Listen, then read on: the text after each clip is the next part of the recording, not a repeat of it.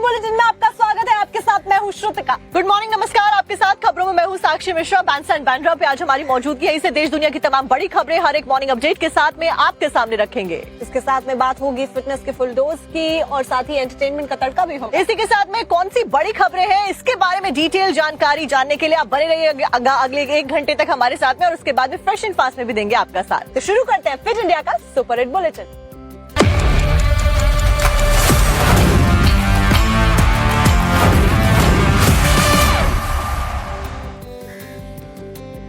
और बात करेंगे इस वक्त की सबसे बड़ी खबर की, जहां पर आज 2 वैश्विक शक्तियों के मिलन की वजह से दिल्ली पूरी दुनिया में केंद्र बन गया है। इसके ऊपर सभी की नजरें हैं और वैश्विक मिलन की वजह से ही दिल्ली से जो संदेश आज दिया जाना है वो दूर तक जाने वाला है। तो जो 2 शक्तियां आज मिल रही हैं, चाहे ऑपरेशन सिंदूर हो या अमेरिका की तरफ से जो टैरिफ दबाव बनाया जा रहा है, इस बीच पुतिन और पीएम मोदी की जो ये मुलाकात है इसकी तरफ सभी की निगाहें हैं, क्योंकि एशिया से लेकर यूरोपीय देश सभी इसको देख रहे हैं, क्योंकि इतना गर्मजोशी से दोनों नेता मिले।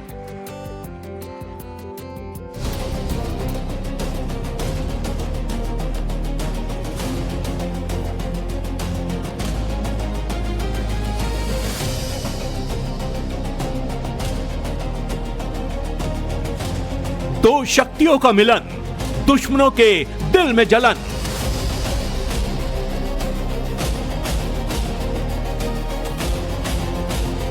मोदी पुतिन की केमिस्ट्री फिर बन गई नई हिस्ट्री।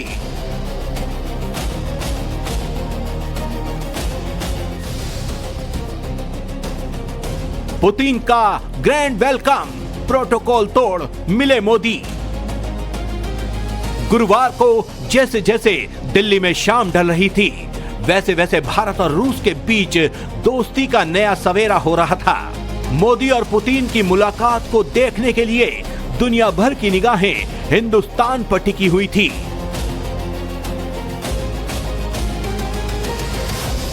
मॉस्को से आए अपने दोस्त पुतिन के ग्रैंड वेलकम के लिए पीएम मोदी ने परंपराओं की दीवार को भी तोड़ दिया और एयरपोर्ट पर स्वागत के लिए खुद पहुंच गए।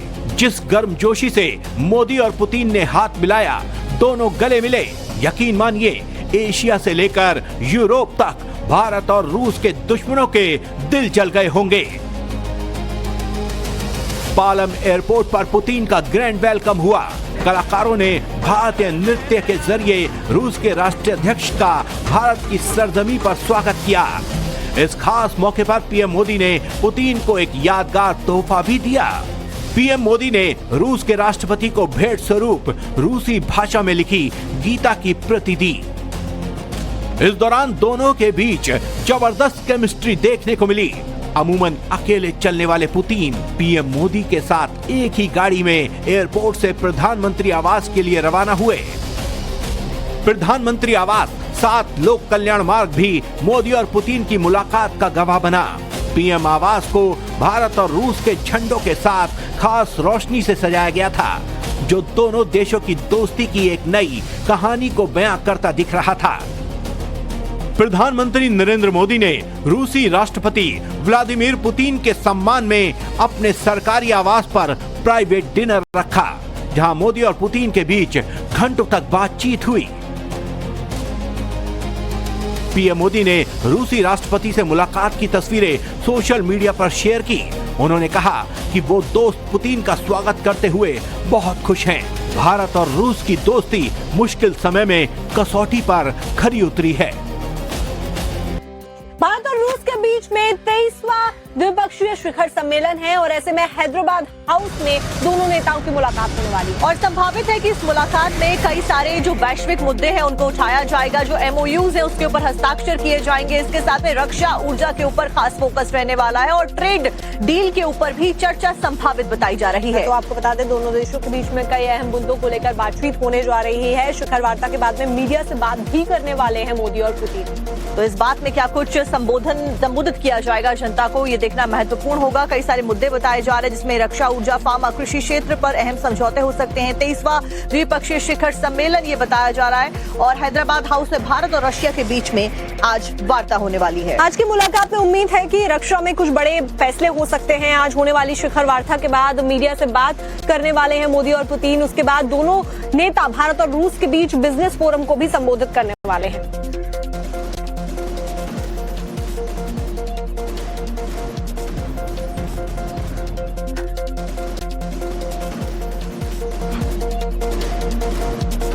तो देखिए 23वां द्विपक्षीय शिखर सम्मेलन है और ऐसे में दोनों में बातचीत होने वाली है। कई अहम मुद्दों को लेकर ये बातचीत हो रही है, अलग अलग क्षेत्रों को लेकर ये बातचीत हो रही है। और श्रोतिका, दर्शकों को एक बार ये भी बता देते हैं कि कौन से वो मुद्दे होने वाले हैं जिसके ऊपर दोनों नेताओं के बीच में चर्चा होनी है और कुछ संभावित मुद्दे भी हैं और खास मुद्दे भी हैं। तो कौन से मुद्दे पर बात होगी? भारत रूस के बीच में 23वां द्विपक्षीय शिखर सम्मेलन, ये दोनों देशों के बीच में अहम समझौतों के ऊपर हस्ताक्षर होंगे जिसमें रक्षा, ऊर्जा, व्यापार, तकनीक और सामरिक सहयोग पर बात होगी। तो साथ ही कच्चे तेल की खरीद के साथ व्यापार घाटे पर भी चर्चा होने वाली है। इसके साथ छोटे मॉड्यूलर न्यूक्लियर रिएक्टरों के ऊपर भी बातचीत होने वाली है। ये अहम मुद्दा रहेगा। आपको ये भी बता दें कि चर्चा का विषय ऊर्जा आपूर्ति के ऊपर रहने वाला है और साथ साथ में रक्षा परियोजनाओं पर भी सहयोग रहने वाला है। उर्वरक क्षेत्र में भी सहयोग बढ़ाने के ऊपर दोनों देशों में सहमति आज बनती हुई नजर आएगी। S-400 मिसाइल की अतिरिक्त खेप लेने पर भी बातचीत होने वाली है। साथ ही साथ Su-57 फाइटर प्लेन देने पर दोनों के बीच में चर्चा होने वाली है। ब्रह्मोस मिसाइल के एडवांस वर्जन के लेने देने के ऊपर भी बातचीत होगी। फ्री ट्रेड एग्रीमेंट जो कि बहुत इंपॉर्टेंट डील बताया जा रहा है इस मुलाकात का, उसके ऊपर भी भारत रूस के बीच में चर्चा आज संभावित है। साथ ही साथ रक्षा सौदे, ऊर्जा साझेदारी, आर्थिक सहयोग को लेकर भी चर्चा होने वाली है। ये मुलाकात इसलिए भी अहम है क्योंकि अमेरिका की तरफ से टैरिफ को लेकर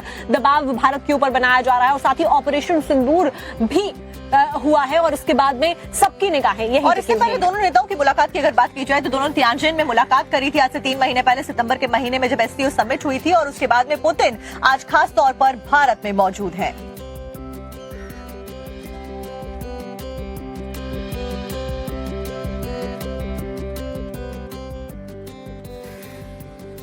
फिट इंडिया के सुपर हिट बुलेटिन में खबरों का सिलसिला लगातार बांद्रा बैंडस्टैंड से जारी है, लेकिन अब वक्त हो चला है इससे आपका और हमारा सीधा ताल्लुकात है, खास करके उन पैसेंजर्स का जो कि बाय एयर ट्रैवल कर रहे हैं, क्योंकि इंडिगो के द्वारा कई सारी जो प्लेन्स हैं वो कैंसिल किए गए। कई सारे प्लेन्स के रद्द होने की खबर के साथ साथ में डिलेज चल रहे हैं। इसी को लेकर लखनऊ एयरपोर्ट पर बड़ी तादाद में यात्रियों के द्वारा प्रदर्शन किया गया, अधिकारियों से जवाब मांगा गया। दरअसल यहाँ पे अफरा तफरी का माहौल देखने को मिला है और यात्रियों का ये कहना है कि फ्लाइट में देरी हो रही है, इस बात की सूचना उनको पहले से नहीं दी गई थी, जिसकी वजह से उनकी परेशानियां और ज्यादा बढ़ गई। आप देखिए रिपोर्ट। लखनऊ एयरपोर्ट पर गुरुवार को यात्रियों का गुस्सा फूट पड़ा। इंडिगो विमान सेवाओं की कई उड़ानें रात से ही लगातार लेट होने की वजह से यात्रियों में भारी नाराजगी देखी गई। लंबे इंतजार और एयरलाइंस की तरफ से कोई स्पष्ट अपडेट न मिलने की वजह से यात्रियों ने एयरलाइन के खिलाफ नारेबाजी की।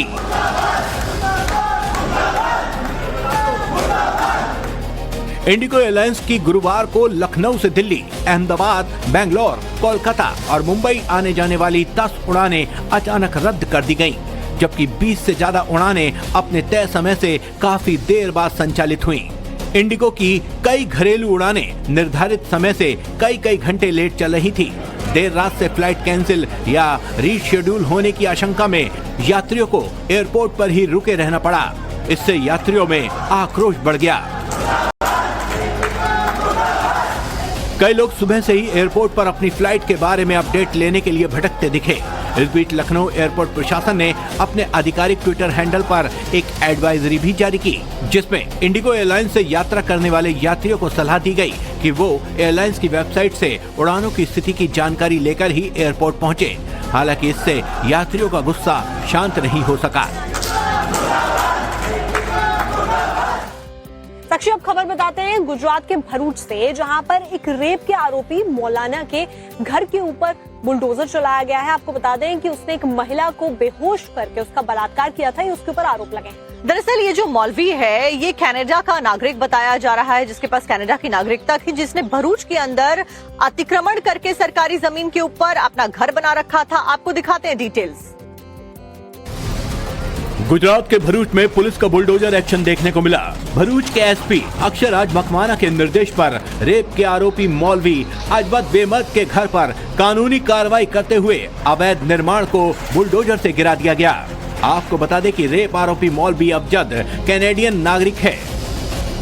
दरअसल अंकलेश्वर में रहने वाली महिला अपनी एक महिला मित्र के जरिए मौलवी के संपर्क में आई थी, जिसके बाद मौलवी महिला को लगातार मैसेज और कॉल करने लगा। इसी बीच मौलवी ने 9 नवंबर को महिला को मदरसे में बुलाया और वहां उसे सुगंधित पानी पिलाया। पानी पीने के बाद महिला बेहोश हो गई। आरोप है कि महिला की बेहोशी का फायदा उठाकर मौलवी ने महिला के साथ 2 बार बलात्कार किया।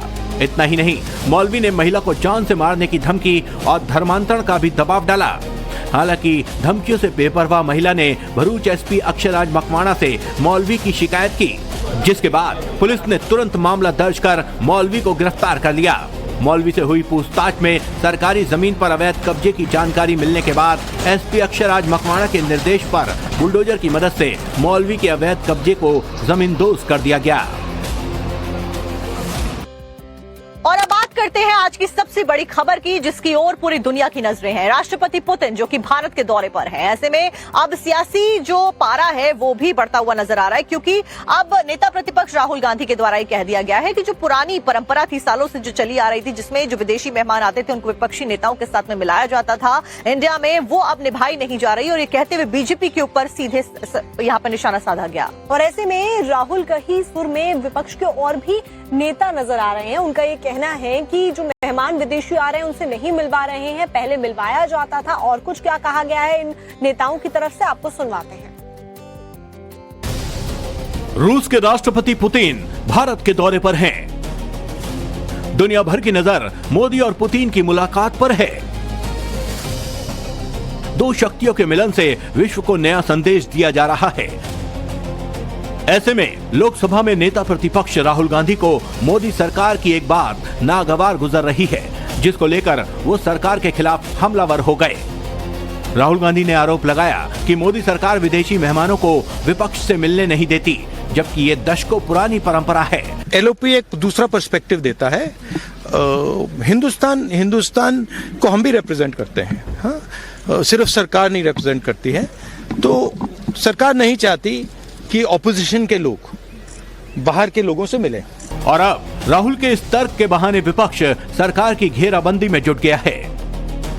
जब कोई राष्ट्राध्यक्ष किसी देश का आता है तो विपक्ष के नेता से मिलवाया जाता, हमेशा रहेगा। अटल जी ने भी चीज को हमेशा निभाया, इस बात को हमेशा मनमोहन सिंह जी ने भी निभाया। लेकिन अभी जो राहुल जी ने कहा वो सही है कि अब वो चीज नहीं है।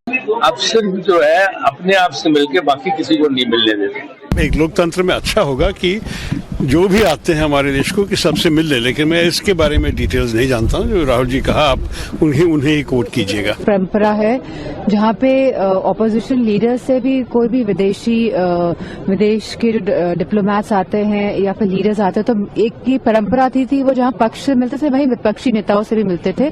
तो कहीं ना कहीं भारतीय जनता पार्टी इन परंपराओं को बदल रही है।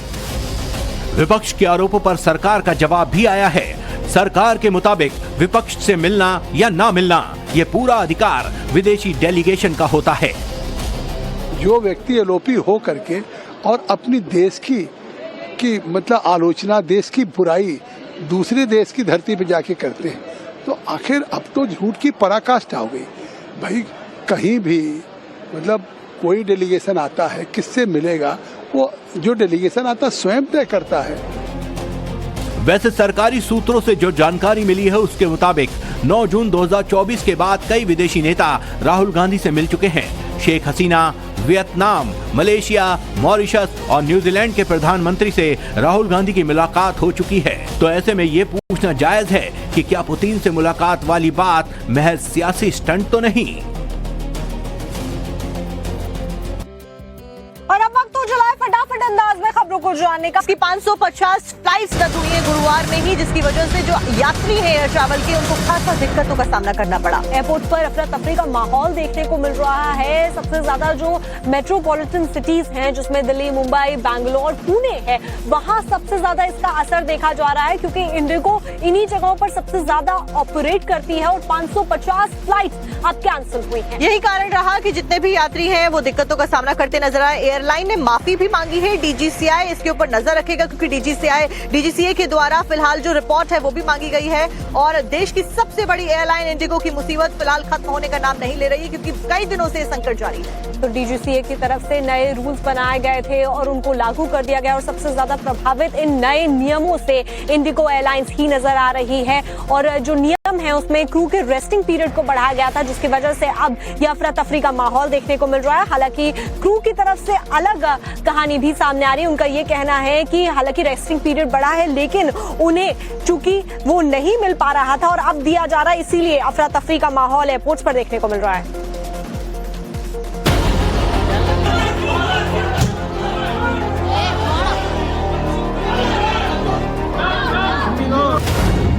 क्यों थमी इंडिगो की उड़ान?